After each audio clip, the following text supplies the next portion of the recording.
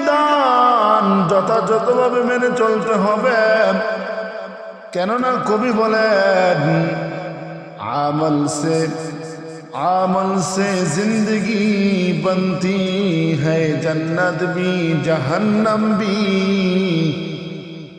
ये खाकी अपनी फितरत में न नूरी है न नारी ये खाकी अपनी फितरत में न नूरी है न नारी।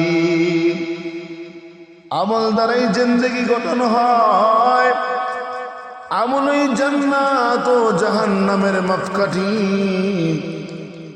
এ মাটির দেহ মূলে জান্নাতি অথবা জাহান্নামি নয়, আমলই তার চাবিকাঠি।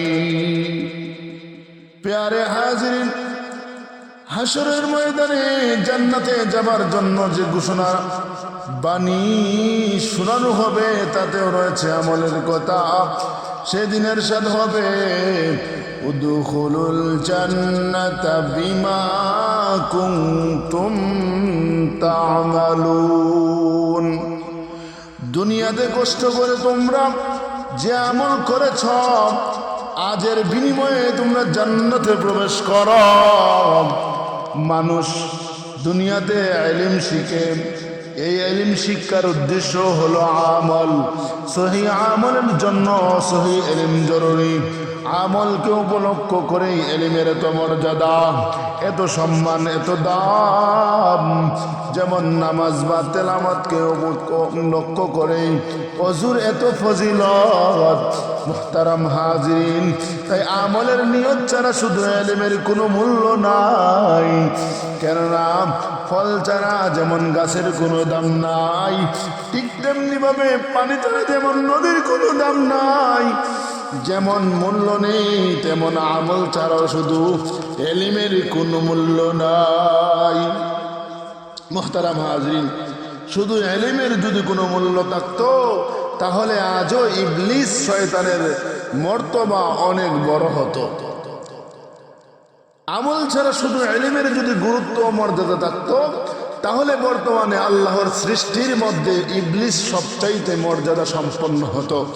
এজন্য আল্লামা বুসরি রহমাতুল্লাহি আলাইহি বলেন, আমলবিহীন কথাবার্তা থেকে আমি আল্লাহর কাছে পানাহ চাই।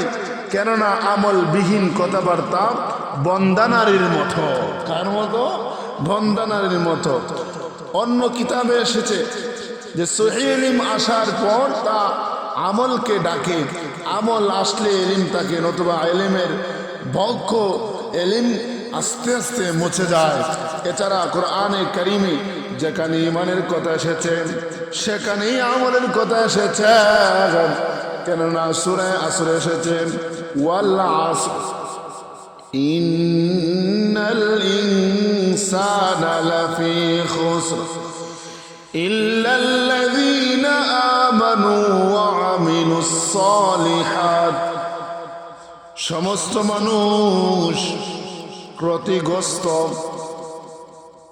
কিন্তু যারা ঈমান এনেছে ওয়া আমিলুস সালিহাত এবং নেক আমল করেছে। সূরা তিনি আছে সুম্মা রাদাদনাহু আসফালা সাফিলিন ইল্লাল্লাযীনা আমানু ওয়া আমিলুস সালিহাত ফালাহুম আজরুন গায়রু মামনুন।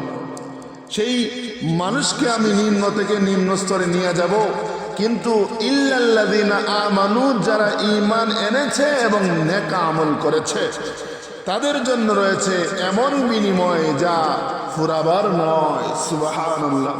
হাদিস শরীফে এসেছে হুজুর সাল্লাল্লাহু আলাইহি ওয়াসাল্লাম আল্লাহ তাআলার ইরশাদ নকল করেন যে আল্লাহ তাআলা বলেন, বান্দা তুমি ফজর ও আসরের নামাজের পর কিছুক্ষণের জন্য তুমি আমাকে স্মরণ করো, তাহলে এর মধ্যবর্তী সময়ে তোমার যাবতীয় কাজের জন্য আমি আল্লাহ যথেষ্ট হয়ে যাব।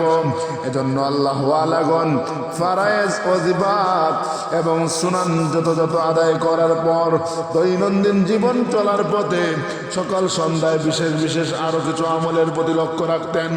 হুকুল ইবাদের প্রতি যথাযথ নক্ষরাকার পর যার আমল যত বেশি হবে তার মর্তবা তার মর্যাদা আল্লাহর কাছে ততই বেশি হবে।